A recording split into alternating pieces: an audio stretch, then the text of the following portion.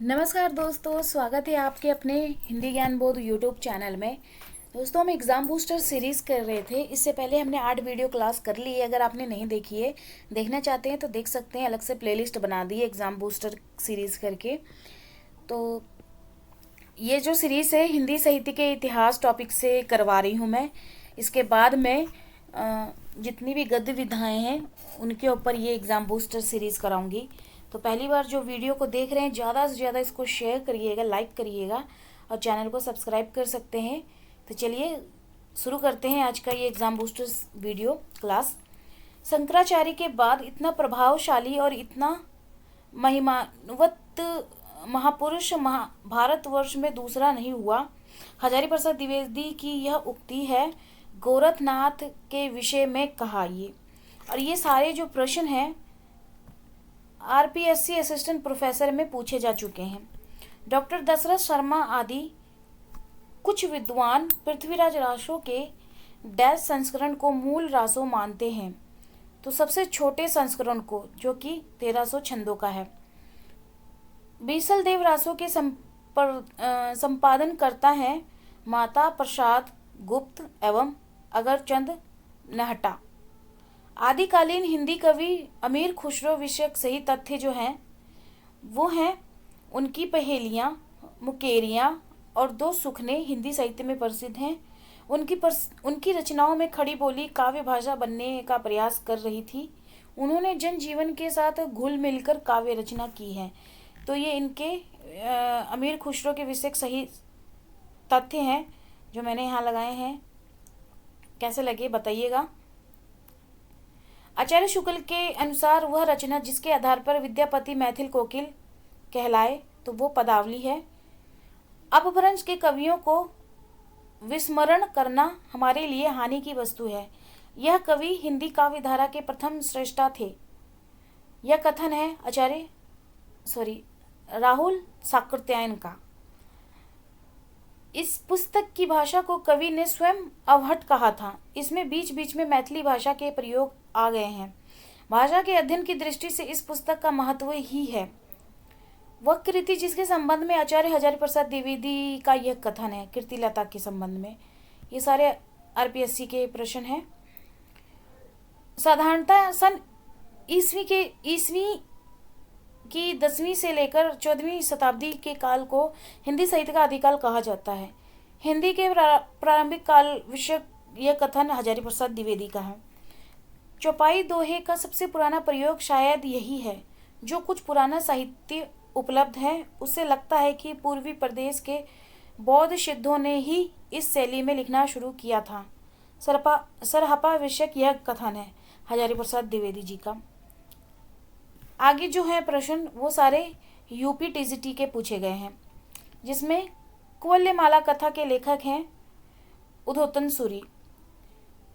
पुष्य या पुण्य को हिंदी का प्रथम कवि शिव सिंह सेंगर आलोचक ने माना। रत्नाकर जोपम कथा पुस्तक का संबंध है ब्रज यानी सिद्ध से। जे हाल मिस्की मकून तगाफुल दुराय नैना बनाए बतिया इस प्रसिद्ध पंक्ति के रचनाकार हैं अमीर खुसरो। निर्भय भीम व्यायोग के लेखक हैं रामचंद्र सूरी। वह नाम जो सिद्ध परंपरा की योगिनी का नहीं बल्कि योगी का है पुतलिपा है। वह इतिहासकार जिसने हिंदवी शब्द का प्रथम प्रयोग किया है अबू सईद। कलचूरी राजवंश की 7 नायिकाओं के नक्शख वर्णन से संबंधित ग्रंथ है राउर वेली। काम भाव और शरीर का सौंदर्य उनके यहाँ उत्सव रूप में है। विद्यापति के संदर्भ में यह कथन है राम स्वरूप चतुर्वेदी का। वह कवि जिसने अपभ्रंश में दोहा काव्य की परंपरा का आरंभ किया वह कवि, तो वो जोइंदू है। ये यूपी टीजीटी के प्रश्न है। अब जो प्रश्न बन रहे हैं जो 2020 जून शिफ्ट के हैं ये सारे। वह काव्यधारा जिसमें सहज भोग मार्ग से जीव को महासुख की ओर उन्मुख किया तो सिद्ध साहित्य है। रामचंद्र शुक्ल के अनुसार चंद्र बरदाई हिंदी के प्रथम कवि हैं। व्याकरण में परंपरागत हैं। तो ये ऑप्शन वाले थे, तो उनके ऑप्शन मैंने यहाँ लगाए हैं जो सही हैं, जो गलत हैं वो नहीं लगाए हैं। जन्म काल के अनुसार कवियों का सही अनुक्रम है स्वयंभू जो 1783 ईस्वी के, लुईपा पुष्पदंत 1972 ईस्वी के, हेमचंद्र जो हैं। अमीर खुसरो के बारे में सही तथ्य है, ये इनके भी ऑप्शन थे, सही ऑप्शन मैंने यहाँ पे लगाए हैं, जिसमें वे निजामुद्दीन औलिया के शिष्य थे। वे ईरान और भारत के फारसी में लिखने वाले चोटी की कवियों में एक थे। तो जन्म काल के अनुसार आदिकाल से रीतिकाल के कवियों के जन्म काल के ऊपर मैंने प्रश्न करवाए हुए हैं। सीरीज मैंने शुरू कर दी है 2012 से 2023 तक। अगर नहीं देख रहे हैं तो देखिए, अलग से प्लेलिस्ट भी बना दी है। हर एक दिन गैप करके मैं वीडियो क्लास उपलब्ध करा रही हूँ, जो आपके एग्ज़ाम के लिए काफ़ी बेनिफिशियल रहेगा। अगला जो प्रश्न है, UP PCSC degree college, UP PCSC GIC और नेट में पूछा गया ये प्रश्न है। चंदन बाला रास के रचयिता हैं आसगू। चंद्रबरदाई ने पृथ्वीराज रासों में मुख्यतः प्रयोग किया है कवित छंद। ये नेट में पूछा है फर्स्ट शिफ्ट में। और डीएसएसबी टीजीटी का ये 3 प्रश्न है, और उसके बाद पीजीटी के कितने बनते हैं, ये सारे पीजीटी के, उसके बाद नीचे के सारे पीजीटी के हैं। तो विद्यापति ने अपना ग्रंथ पदावली लिखा है मैथिली भाषा में। पौमचरू में वर्णन है राम का। अमीर खुसरो की पहेलियां और मुकेरियां हैं खड़ी बोली भाषा में। डिंगल भाषा का अर्थ है अपभ्रंश के योग में बनी शुद्ध राजस्थानी। अमीर खुसरो का जन्म स्थान है एटा के पटियाली गांव। शुक्ल जी के अनुसार हमीर रासों के रचनाकार हैं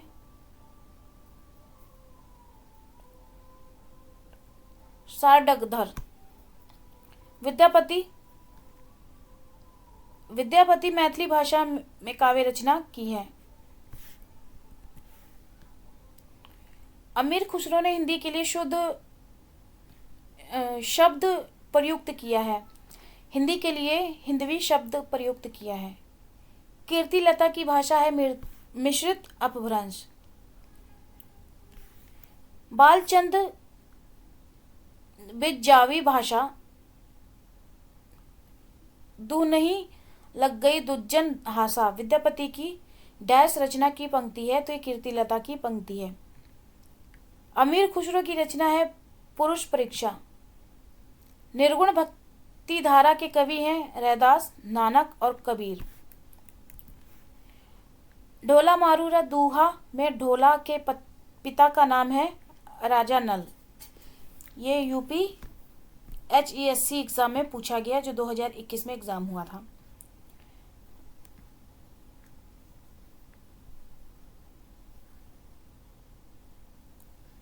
ये अमीर खुसरो की जो रचना नहीं है पुरुष परीक्षा, ये सारे DSSB के एग्ज़ाम है। निर्गुण का भक्ति धारा के जो कवि हैं रैदास, नानक और कबीर। उसके बाद ये प्रश्न तो करवा ही दिया मैंने। गोरखनाथ का समय 11वीं सदी है, यह मान्यता डॉक्टर पीतम्बर दत्त बड़थवाल की है। नाथ पंथ सिद्धों की परंपरा से ही छटकर निकला है, यह कथन है आचार्य रामचंद्र शुक्ल का। उसके बाद RPSC एग्जाम में जो पूछे गए हैं प्रश्न, ये सारे पिंगल मिश्रित भाषा की रचना है पृथ्वीराज रासो की। आदिकालीन हिंदी के संबंध में उपयुक्त नहीं है संयोगात्मकता की ओर झुकाव। कम्मान बाण छुटही अपार, लागत लो इस सारी धार। घमसान धान सब वीर सेत, घन स्त्रोण बहुत अस रक्त रेत। उक्त पंक्तियों में डैश के मध्य होने वाले युद्ध का वर्णन किया है। तो पृथ्वीराज की सेना व समुद्र शिखर की सेना के मध्य होने वाले युद्ध का वर्णन है इन पंक्तियों में। तो यहाँ पे आपको बताना था, डैश करके मेंशन है।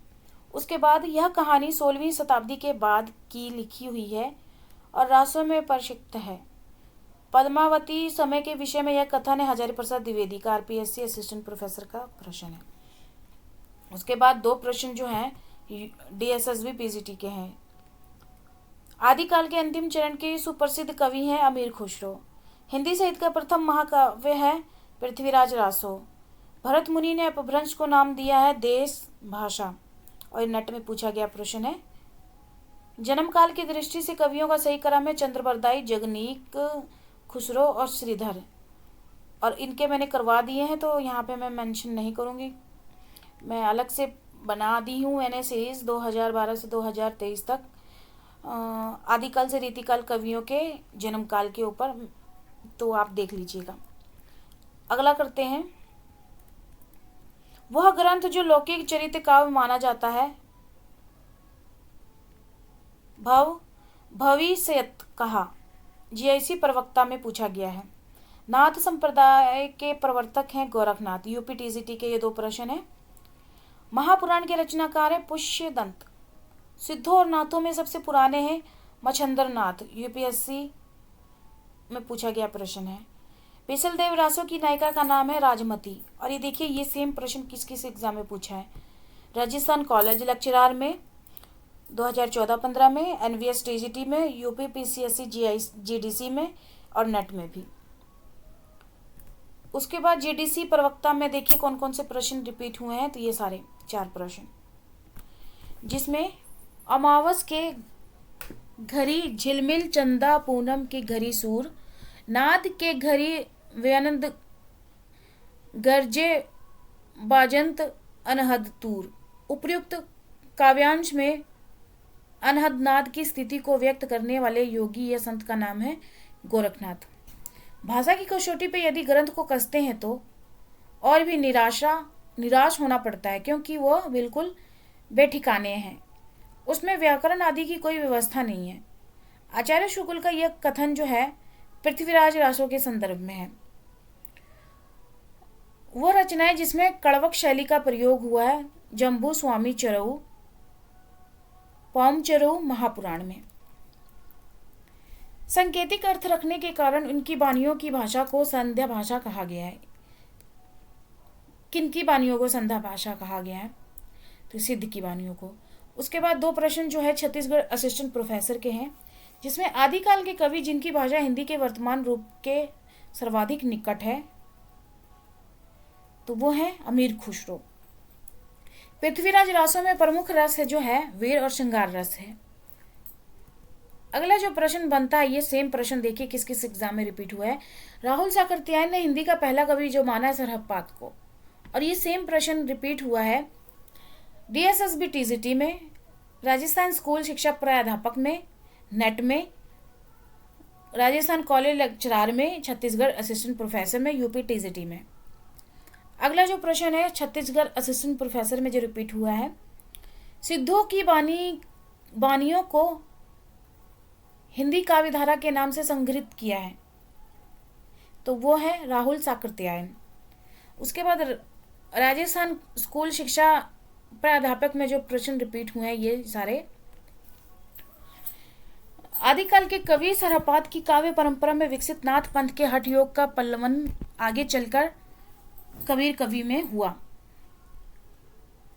बौद्ध धर्म के सिद्धांतों में देश की बदलती हुई परिस्थितियों ने जिन नवीन भावनाओं की सृष्टि की, उन्हीं के परिणाम स्वरूप सिद्ध साहित्य की रूपरेखा तैयार हुई।